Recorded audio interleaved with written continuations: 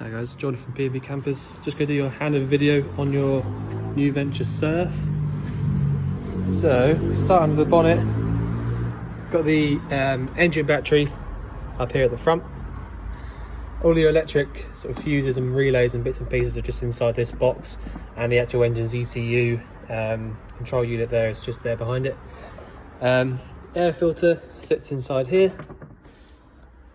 You actually check your engine oil from this dipstick with a black top at the front, and then you actually top up your engine oil from this cap just here at the back.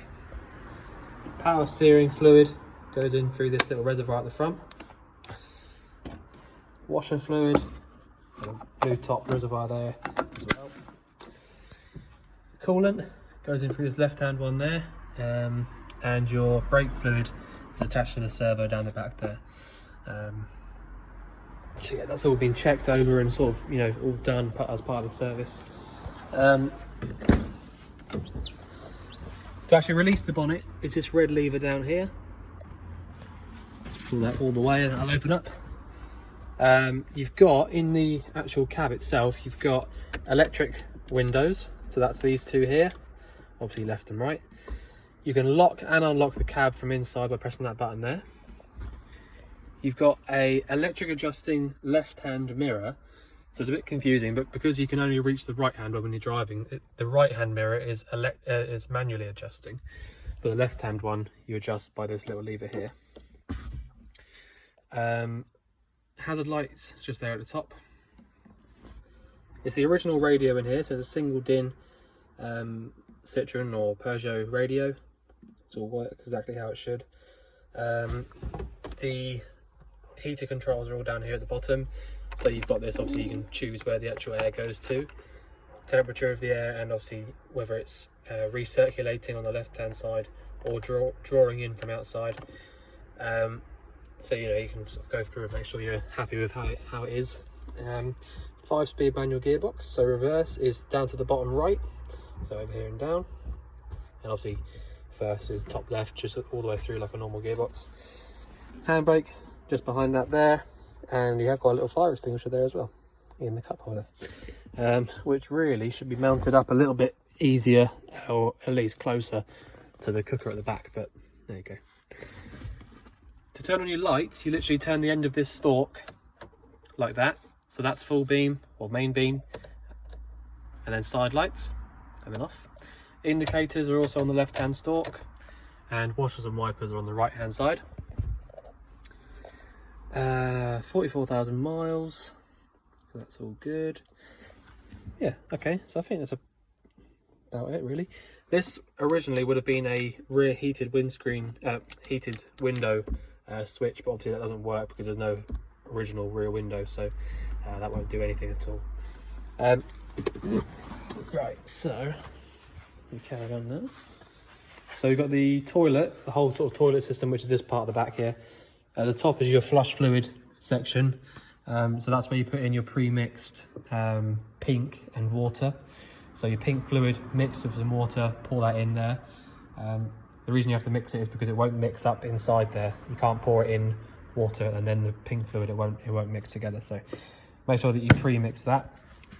And then you've got the actual cassette itself down here. So you lift up this little yellow tab, and that'll come all the way out. The yellow button at the back there is to hold down when you're actually emptying it out, because it's like a pressure release valve, and you actually empty it from this yellow cap at the front. Once you've finished emptying it, you fill it back up with a cap full of your blue fluid. 1 or 2 is fine, and then just pop it back in until you hear that sort of click like that, and that's it. That's the toilet. You have got to I'll just show you actually, because literally all of the locks around the van are pretty much exactly the same. If I put the key in, I'll show you. So basically what it's doing is this. Now it doesn't come open. And pretty much the same on the actual toilet cassette locker. Pop the key in, turn it, take it out. Now that button doesn't press in, so you can't open it up. So rest of the van, you've got a little latch up here to hold on to the actual door, which is good. I'll show you around the outside of the van first. This little bit here is the exhaust for your fridge. So if you had your fridge lit up on gas, you'd feel hot air coming out through there. Wastewater drain is this one just down here on the offside. Right, so this is your gas locker. So you've got two little dropouts down there, or two little bits down there. If I just have a look at that, make sure they're in the right position. So they should be in line with the pipe that they're attached to. So that's one there at the back, actually, needs to be facing like that. So yeah, so basically the actual pipe comes from the bottle itself, from the regulator on the top of the bottle, and then it goes to this, which is like a two-way isolator valve. So you've got the hob and the fridge, which I think are the only two things that are on gas. So if you had an individual issue with any of those, you can isolate them there by literally turning it 90 degrees, whichever way it'll go, so that it faces like that. So that there is the fridge isolated from any gas. You don't have to do that unless you've got a problem with something, but there you go. So to actually turn the bottle on, you go anti-clockwise around to the left. I can't do it with one hand from in there. Hold on. Yeah.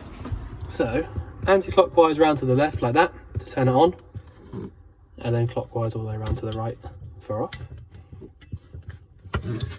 So that's your gas. Obviously turn that off before you start driving.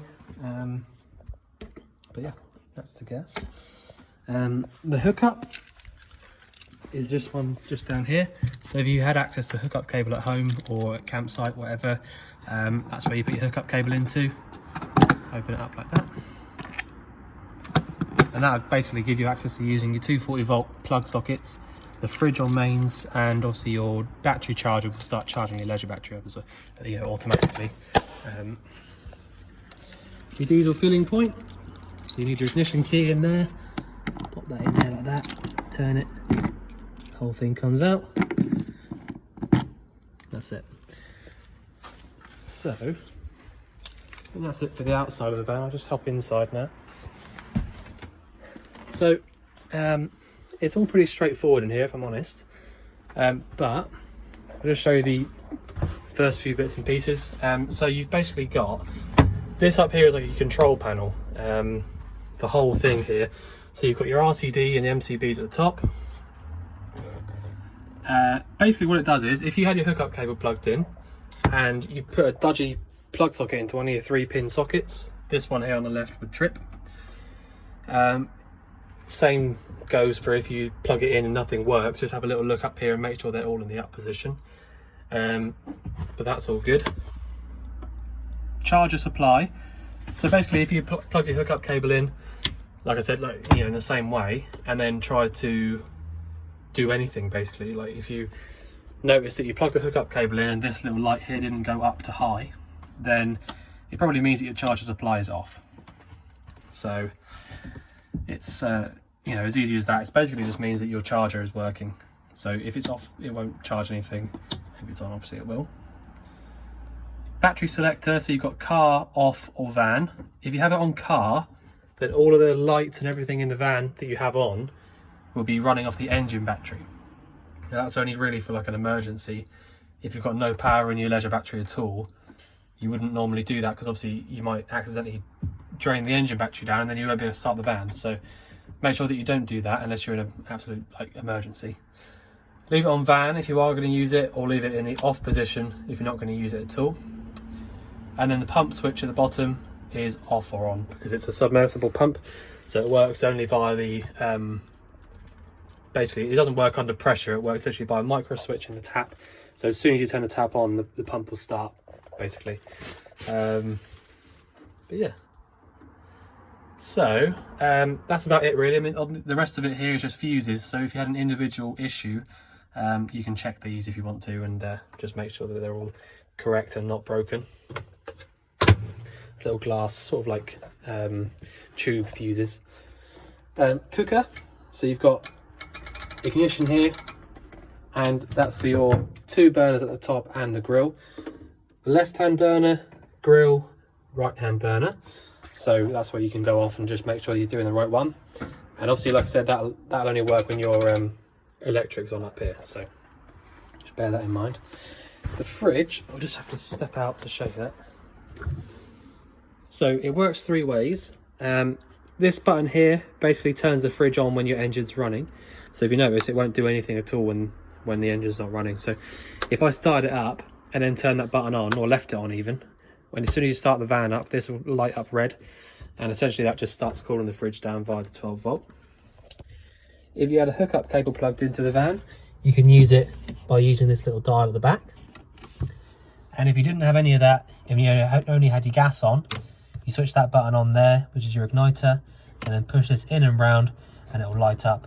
The igniter will stop, and then you can just basically leave it on. But yeah, that's it. That's how you use the fridge, nice and easy. Sometimes these fridges, I mean, these smaller ones are a little bit better for getting colder quicker, obviously because they are smaller.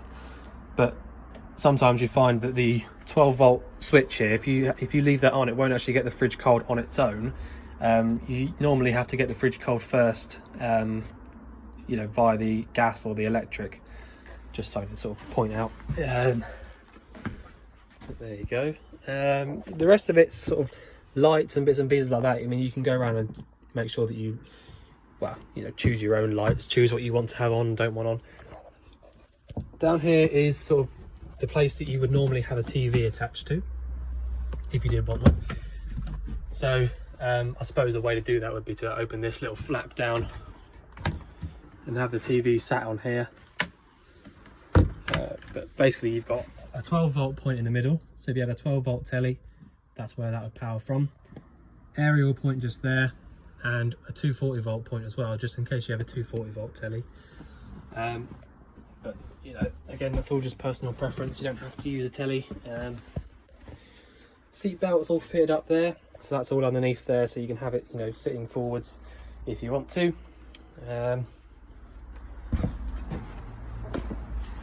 So if I just double check I've not missed anything. Let me open this up.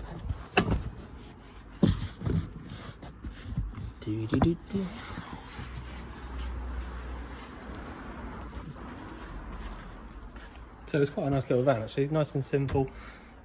Nothing really to go too far wrong, and even if it did, then you know the parts are easy to get a hold of, and you know they're nice and simple to fit. But to be honest, we don't get any trouble with these. What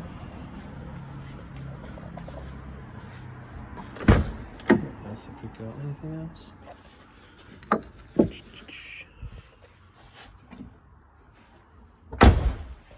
No, so I think. Oh no, toilet. Sorry, I knew I was missing something. So the actual toilet itself is really easy to use. So you've got the flap at the bottom, which actually opens up the flap into the cassette. So that's open and that's closed. It's important to close it up once you're done with it. Otherwise, if if I left it in the open position there, you won't be able to take the cassette out from outside in the locker. It sort of locks it in place. So you need to make sure that's closed. Also, it will let bad smells through. But flush, literally, lift and push, and then you'll see flush fluid in the toilet. Open it up to drain it out, and then close it. That's it. That's your toilet. But yeah, I think that is it. I'll just make sure.